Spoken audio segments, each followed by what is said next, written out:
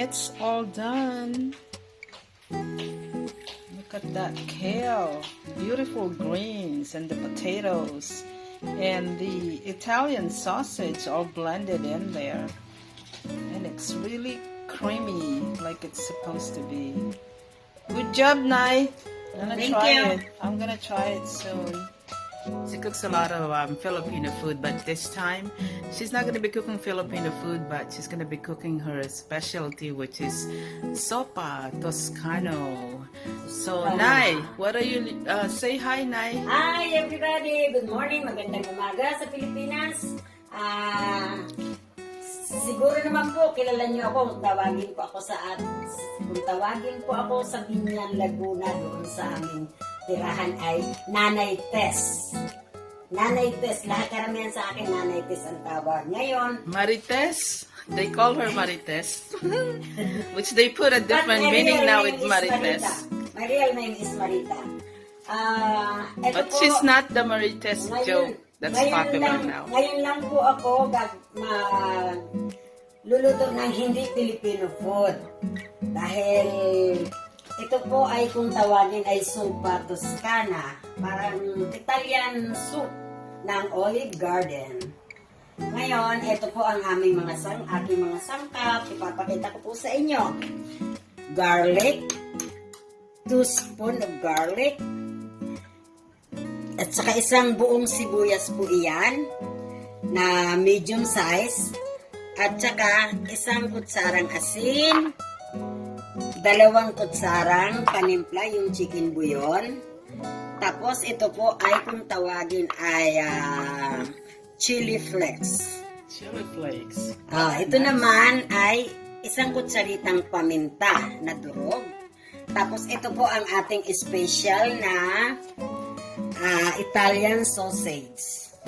Italian sausage. Tapos, ito naman po ay iyong heavy cream. Kung tutusin, kulang po iyan. Kasi, hindi pa yan enough. No? Kailangan hindi, pwede na rin ito. Lalagyan ko na lang siya ng 2 cup na tubig.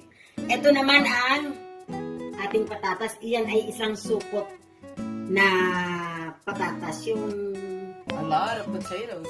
Tapos ito naman po iyong kale. Na That's ilalagay natin ito sa pagluto na siya, ihahalo na natin siya na pwede nang takpan. Ngayon po, uumpisahan ko na ang ating pagluto. Dahil po maliit. Question, Nay. This is sausage? Sausage, Italian sausage. Bakit wala siyang skin? No, tinanggal ko na. Inalis ko na. Oh, she removed the skin. But matrabaho really din to Italian kasi kailangan isa-isahin mo siyang tatanggalan ng but she balot. removed the skin. That's why I was wondering, pamukha siyang giniling, but it's not. Tapos ngayon, hindi, ipapakita ko yung original. Kasi mayroon akong original. Ito, ipapakita ko sa inyo. Ito po siya. Going through the... Ito po siya. Oh, okay. Italian sausage. Italian sausage. Yan Mukha siyang longganisa, Italian sausage. Tapos, ngayon po ay uumpisahan ko na aking pagluluto. Ito ang problema dahil ako'y maliit, mataas pa sa akin yung kasirula, tutungtong ako ngayon dito. Okay po? That's what she does. Siguro matatawa kayo sa akin dahil ganito ang nagtutungtong ako pagka ganitong, ang dami yung nagre-request request lang to sa akin ng kaibigan ko na ipagluto ko siya ng ganito. Kaya, heto ako ngayon. Alam niyo na kapag marami kang, ito na po, umpisahan ko na ang paggisa. Unahin po natin siyempre ang garlic. At kailangan ito ay papulahin ng konti dahil yan ang sikreto para masarap ang lasa ng iyong niluluto. Papupulahin natin ang garlic at pag medyo mapula na siya ay ilalagay na natin ang sibuyas. Dapat pinito. Ngayon, ito po, mapula na siya. Ilalagay ko na ang sibuyas na nagpapasarap ng lasa lalo.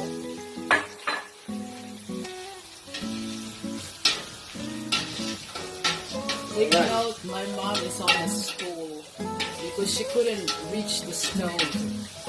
So So she has to be in a stool like this. Ay kasi, ewan ko ba, dati, ano ako eh, 4'11". Aba ngayon, na nagka-edad ako, ang edad ko ngayon ay 71. Naging ano na ako ngayon, naging 4'7". Oh my God. Ngayon, ang isusunod na natin ay eto pong Italian sausage. Ito po, medyo dudurug-durugin para Peeled the Italian sausage. hiwalay.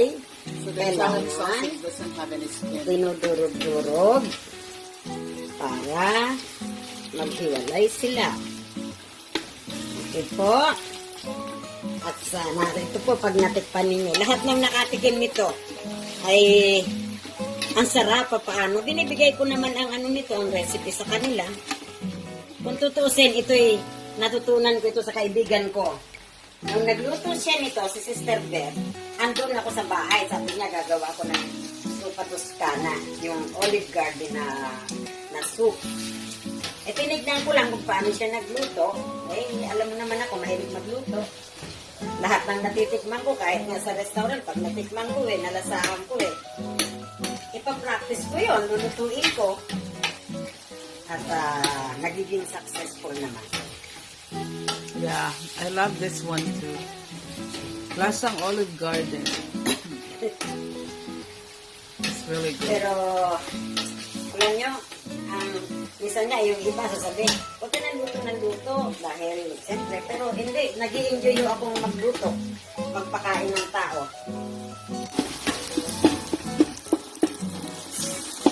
So she's simmering the onions and the other ingredients there with the Italian sausage that she peeled off the skin from the Italian sausage. She said that you want to make sure that it's you do what she's doing, so that way you can separate out the meat. So she's been doing this now for about 5 minutes, and it looks like the meat or the Italian sausage is already cooked. So she added what? Maybe in that meal. What was that? She added Salt. She added salt And then now is this 2 cups water? 2 cups. 2 cups of water. Actually, she added not 2 cups of water, but 7 cups of water. One more. 2 cups. 2 cups more. So she's gonna add more water because it's supposed to be a soup, right? So if you only have 2 cups of water, it's not gonna be enough. So far she already had 7 cups of water. And then now she's adding 2 more cups of water. So that's 9 cups of water that she actually added already. So is that enough water, Nay? Or Yeah. do And you need then, more? takpan. Or you're gonna cover it and then what? Punong-puno na. Just let it boil. And what else did my mom cook today for Christmas Eve? She also made lugaw or arroz caldo. She woke up early in the morning, 5 a.m. to do this. And some of our friends have also asked her to cook this as well. So yeah, this is yummy. This is gonna be Christmas Eve. So last night though, I did some baking and cooking myself. So I'll show that and we'll share it later. Ito na. Ihulog na natin ang ating patatas pagkatapos pakuluan ng 20 minutes. Ooh, oh my God, that's scary. That's boiling. Tapos, ilagay na Ay, natin ang that's scary. paminta na durog. Paminta, Pamintang durog. ground Konti lang black at pepper. konti lang daw ang ating ilalagay na pamintang durog. And she added the Tapos, potatoes too. ngayon, ito na ang pinaka-main event ng Zuppa Toscana. That's the main event. There is a main event for Zuppa Toscana. This is What is the main event? heavy cream. Yung pinaka Nay, what's your nagpapasarap. hand? What's your hand? Okay, ito yung pinaka nagpapasarap. Okay. heavy cream. Ilalagay na po So natin. this is what makes it really good is the heavy cream. Otherwise, it's just going to be a simple standard soup, right? So the secret to Zuppa Toscana. Lagyan po natin ng dalawa. Dalawang heavy cream What's ang the brand of ilalagay your natin. heavy cream now? Shamrock. Shamrock heavy whipping cream. So it's Okay. not just okay. So it's a heavy whipping cream. So you can see how much fat is in here. This is a lot of fat soup, but it's got kale. It's gonna add the kale in a little bit. Later. And then we're just gonna let it boil or simmer. What do you call it? Boil, right? Boil. We brought the earlier with the water and the sausage. We let it boil for about 10 minutes before we added the rest. So let's take a look at the nutrition facts of Shamrock heavy whipping cream that my mom used for her Zuppa Toscana. So this is 1 bottle, 1 quart, or 32 full ounces. And you'll be surprised at what this have. So if you're diabetic and you're having problems with your heart, this is not something that you wanna eat too much or have too much, right? So you gotta use this sparingly. So but my mom used 2 bottles of this. So this is only serving size of 1 tablespoon. And take a look, total fat is 6 grams for 1 tablespoon. And that's 8% of your daily value. Saturated fat is 18% of your daily value. Cholesterol, 7% of your daily value. There's no sodium, 0%. Carbohydrates is 1 gram. So it's 0% of your daily value, but if you add up the whole bottle, that's a lot, right? And 2 bottles given. Total sugars is 1 gram. So I guess the only thing is that you're not gonna be taking the whole 2 bottles all at once anyways, right? So it's going to be distributed through your whole soup. So when you put it in your bowl, it's probably not that much if you're not eating too much of it. So, but just be aware, diabetics and people with heart problems. So she suggested too that she was also going to use Nude-Sen heavy whipping cream, and it seems like this one is better as far as the nutrition facts for Shamrock. It's kind of the same, 1 tablespoon, 6%. Let's see, side by side. So 6% for Nude-Sen and 8% was fat for Shamrock. Cholesterol, saturated fat, the same, 18%, 7% cholesterol. Sodium, 0%. Total carb, 1 gram or 0%.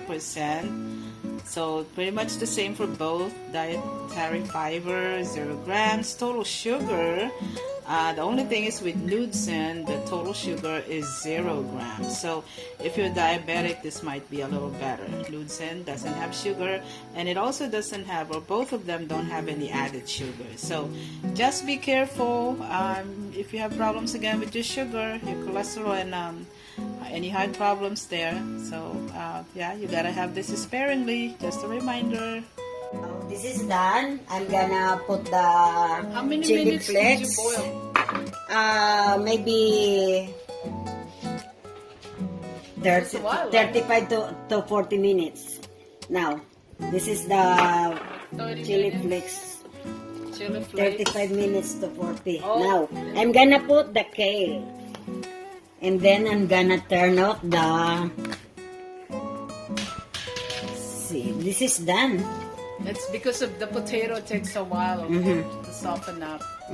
So now the kale, you don't really have to cook it for a long time. You No. just leave it there.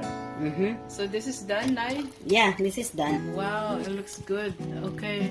I want to try it. I want to try it soon. Try it. You need to try.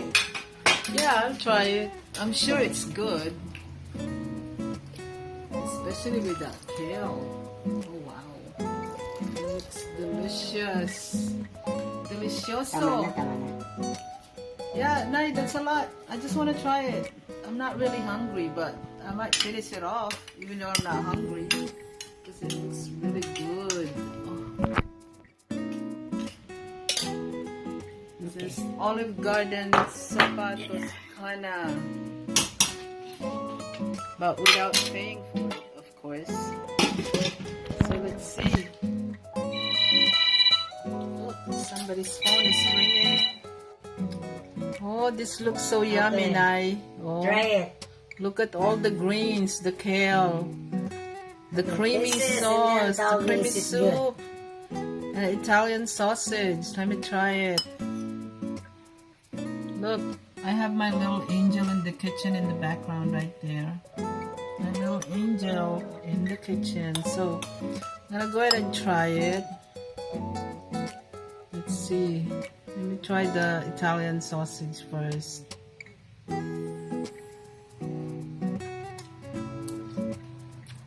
Mmm. Yummy. Yeah. It's so good. You Ang like sarap. Ang sarap. Sarap ba? And then the Italian sausage, it's got a lot of flavor. But it's not like greasy. It's not greasy. The kale tastes so good. Let's try the potato. The potato. So yummy, Nay. Okay. Yummy. Nay. Okay na. Thanks for cooking. Merry Christmas, everyone.